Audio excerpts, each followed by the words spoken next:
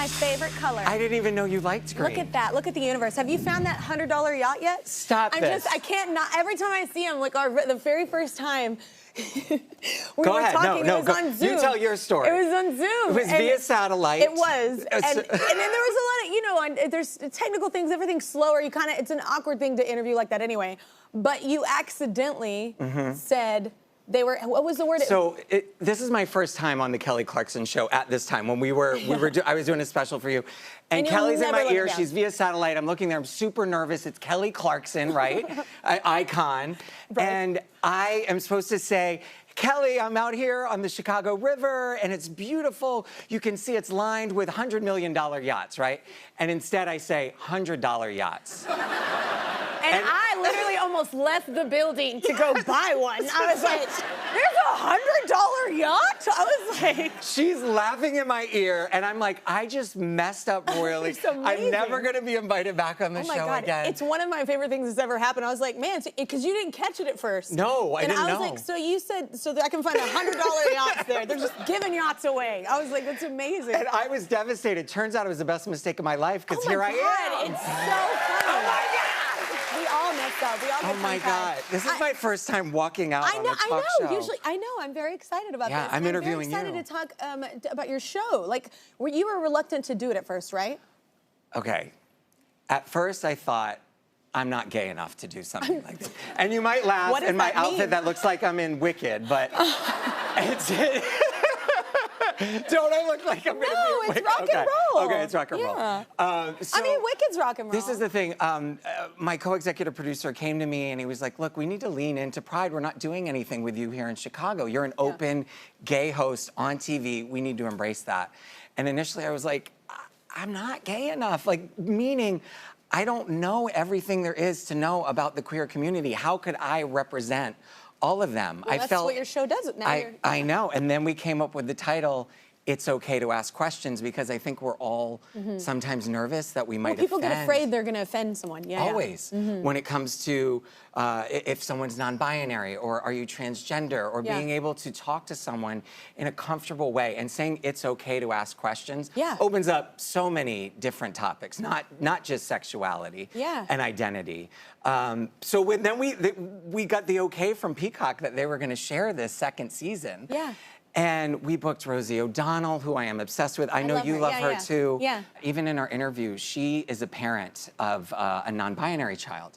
And you know, you think she's a lesbian. Oh, she must know what it means to be non-binary. She doesn't. She had to learn. Yeah. And she's struggling with the pronouns, but she's trying. And that's what I think all of us can do, right? It's just try our best. Yeah, that's the message, really. Yeah. And we had Chella Mann, who's an incredible artist, non-binary, who talks about the transgender community in a different way, not so much about the physical transformation, but the mental and the emotional transformation of person. Yeah, it's very cool. So what have you learned from the show? Because you said going in, you were like, I don't know if I'm going to know enough. So what have you learned? You know, I've just learned so much about different divisions of the LGBTQIA+ community. Do you know what the A stands for? Wow, I was like, wait, what? There are more letters? There are more letters, yeah. So the A, a lot of people think it's for ally, but it's actually for asexuality. Oh, okay. And there's terms like demisexual and gray sexual, and we go into some of these on our show. Whoa, yeah. Right, I know.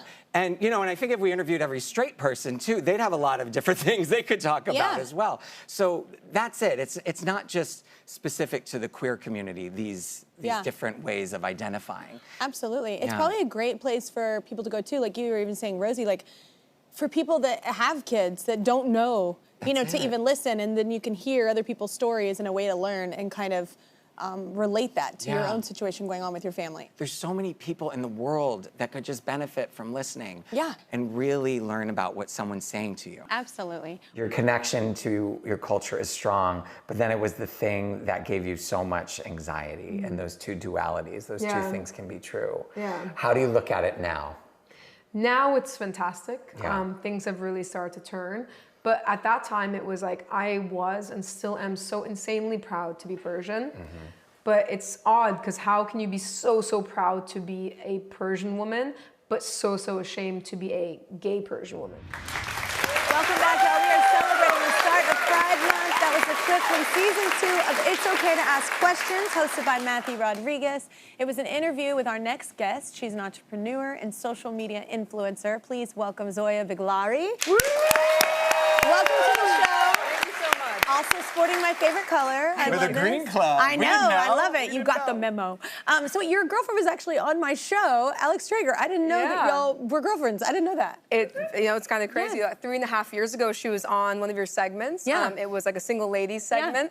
And you made fondue for one. Yeah. Actually. And you must be some sort of good luck Chuck, because that was about 3.5 years ago, and now my girlfriend is actually my fiance. So it's, Congratulations! That's so awesome. They are you are the sweetest together. That's the so sweetest. nice. Okay, I when it paid him a comes lot to of money love, to say though, that. I don't know if I'm a good luck charm, but just throwing it out there. When did you realize you were gay? I realized I was gay in high school, which is such a fun time to realize there's something very different about you. And I was kind of dealing with a lot of feelings besides just the normal coming out feelings. Yeah. It was extra difficult because I am Persian. My entire family, all my parents' friends are Persian, and I realized it wasn't going to just be coming out, it was going to be coming out to a huge Persian community. Yeah. And it was going to be a very long journey of learning how to navigate this. Yeah, accepting that. Yeah, accepting it. Absolutely. When did you realize you had to make a change and you had to actually come out? It was almost like a movie scene. I was coming back from a long trip. I was about 26, 27 on an airplane, and before landing, the airplane just kind of dipped. And everyone started screaming, and there was a few seconds where I thought I was going to die. Spoiler alert, I didn't die. Obviously, I'm here, but... What? Yeah, crazy. But the very first thing that went through my mind was, I cannot believe I'm going to die, and my family doesn't know the real me. Yeah. And so I went home the very next day, and I told my family, and that started a not so fun few years of just them coming around to the idea and me navigating that. Their response wasn't as bad as it could have been, but it's still so difficult and so hurtful to be in a culture that you don't get to see that. You know, there's not many gay Persians who are out. Slowly, there's more of us coming out of the woodworks, but I wasn't able to point to anyone. You know, like none of my mom's friends or cousins or aunts or uncles.